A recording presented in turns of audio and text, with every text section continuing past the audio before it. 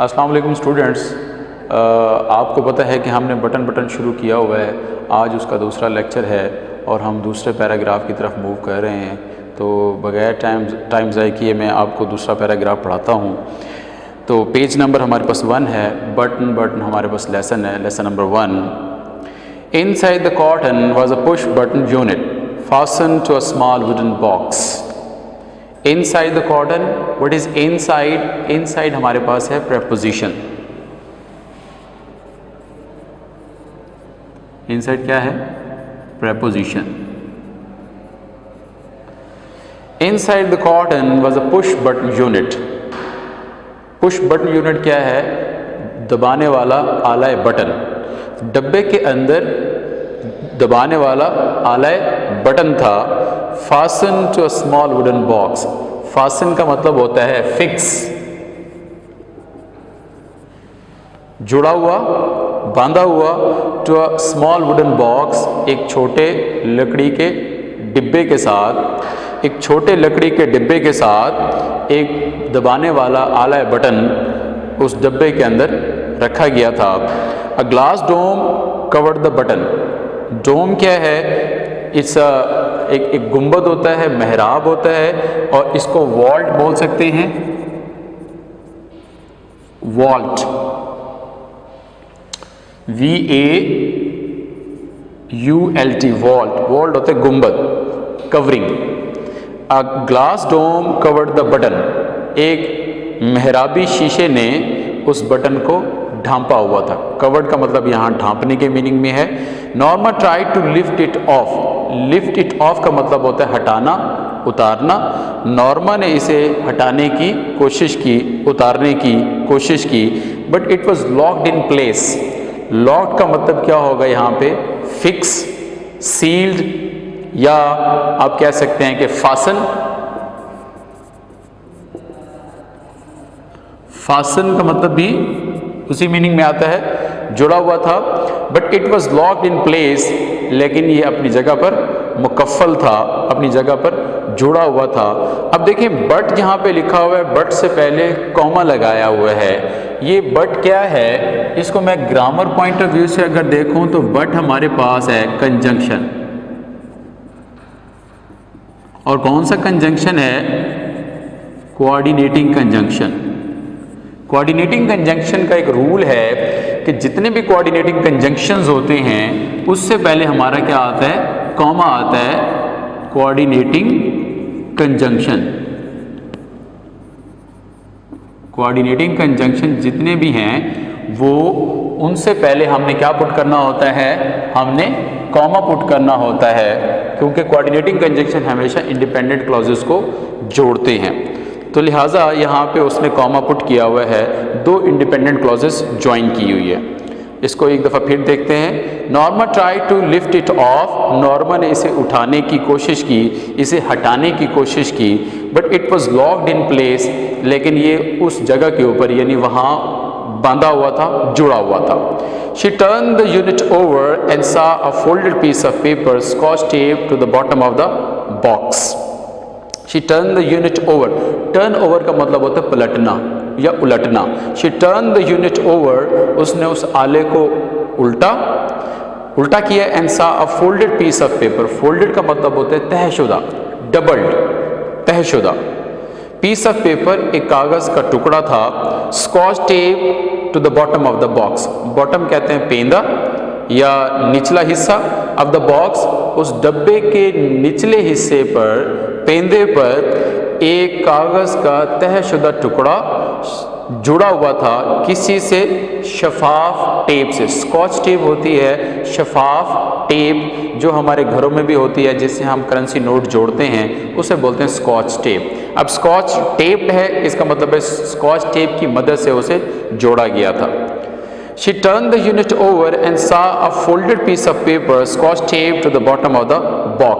उसने उस आले को उल्टाया और उस डब्बे के पेंदे पे देखा कि एक कागज़ का तहशुदा टुकड़ा स्कॉच टेप से, शफाफ टेप से जोड़ा गया था। She pulled it off, उसने इसे खींचा, इसने उसे खींचा, पुल का मतलब होता है खींचना।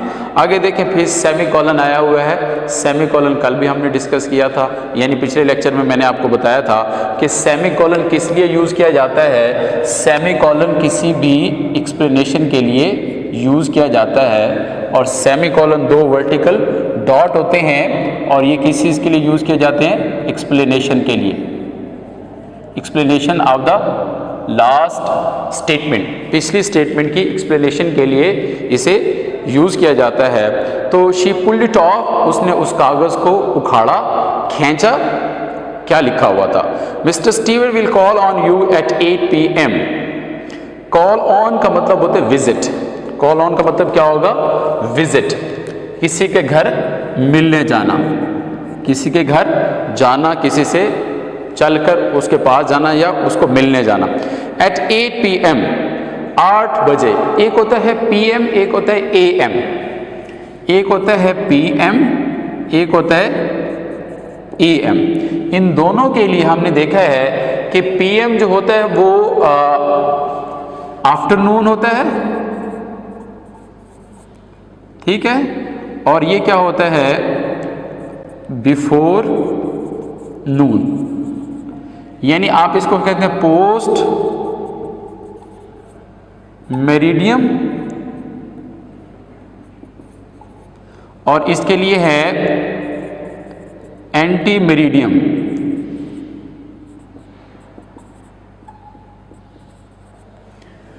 ये PM जो होता है वो 12 बजे से, दिन के 12 बजे से शुरू होता है रात के 12 बजे तक, और रात के 12 बजे से सुबह के 12 बजे तक क्या होता है, ये AM होता है। तो लिहाजा यहाँ PM से क्या मुराद है, शाम, शाम का वक्त है। Mister Steward will call on you at 8 PM। ये MCQs भी है, इसको MCQs के लिए भी मार्क करेंगे हम। Mister Steward will call on you at 8 PM। Mister Steward शाम 8 बजे मिलने आएंगे, शाम 8 बजे मिलने आएंगे। ये उस कागज़ के ऊपर, उस कागज़ के टुकड़े के ऊपर लिखा हुआ था, और वो टुकड़ा स्कॉच टेप किया गया था बॉटम ऑफ द बॉक्स पे। Norma put the button unit beside her on the couch. Couch कहते हैं sofa. Norma put the button unit beside. Beside क्या है, बिसाइड एक ऐसा लफ्ज़ है जिसका मतलब होता है करीब। एक इसके साथ एक और बिसाइड है, बिसाइड्स, इसका मतलब होता है के अलावा। इन दोनों वर्ड्स को आप देख लें, एक होता है बिसाइड, एक होता है बिसाइड्स। तो ये आपके पास एक पेयर ऑफ वर्ड आ गया है, इसको भी नोट कर लें। बिसाइड करीब, बिसाइड्स के अलावा। तो Norma put the button unit beside her on the couch. Norma ने वो आला बटन अपने पास पड़े हुए, अपने करीब पड़े हुए सोफा के ऊपर रख दिया। She reread the typed note. Reread, री का मतलब होता है दोबारा, जैसे रिवाइज होता है, इसी तरह री किसी के साथ अटैच हो जाए तो उसका मतलब एक दफ़ा फिर किसी चीज़ को करना होता है। रीरेड, रीड की सेकंड फॉर्म रेड है, वर्ड्स देख लें। रीरेड द टाइप नोट। टाइप का मतलब होता है वो रिटन नोट जो था। वो रिटन नोट कौन सा था, mister Stewart will call on you at 8 PM। ये नोट था जो उस पेज के ऊपर लिखा हुआ था। इस तहरीर को, इस दर्द शुदा तहरीर को उसने दोबारा पढ़ा। रीरेड, दोबारा पढ़ना। नोट वो तहरीर थी, स्माइलिंग, मुस्कुराते हुए। उसे पता चल गया था कि अब इस तहरीर के अंदर जो मैसेज नज़र आ रहा है, इस तहरीर के अंदर जो बात नज़र आ रही है, वो उसको समझ आ गई थी। उसकी छठी हिस्स जो थी वो काम कर रही थी, तो लिहाजा वो इसलिए इस बात पे मुस्कुराई थी। A few moments later, she went back into the kitchen and to make the salad. A few moments later, कुछ देर बाद, कुछ लम्हों बाद, she went back into the kitchen, वो किचन यानी बावर्ची खाने में चली गई, लौट गई, to make the salad, सलाद बनाने के लिए। The doorbell rang at 8 o'clock. The doorbell rang at 8 o'clock. जो ओ क्लॉक होता है, इसके लिए आपको मैं थोड़ी सी बात बता दूं। जो ओ क्लॉक होता है, ये एपोस्ट्रोफी का यूज़ है। एपोस्ट्रोफी कहाँ यूज़ किया जाता है, कॉन्ट्रैक्शन के लिए यूज़ किया जाता है, पोजेशन के लिए यूज़ किया जाता है और एक और इसका यूजेज भी है।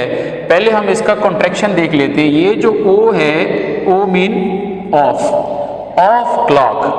9 o'clock mean 9 of clock.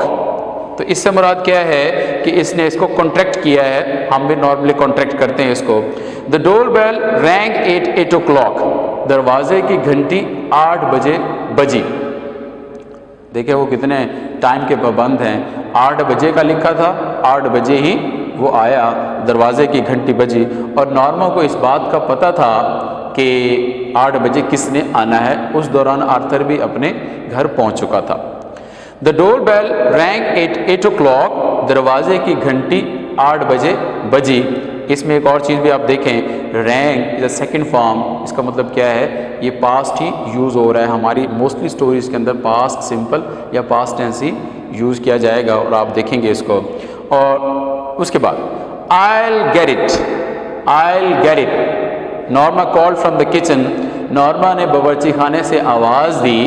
I'll get it, मैं देखती हूँ, मैं देखती हूँ। यहाँ पे एक और कॉन्ट्रैक्शन आई हुई है। वो कॉन्ट्रैक्शन क्या है, वो कॉन्ट्रैक्शन है आई, ये कॉन्ट्रैक्शन है आइल। ये आइल क्या है, ये कॉन्ट्रैक्शन है किस चीज़ की, आई शैल या आई विल की।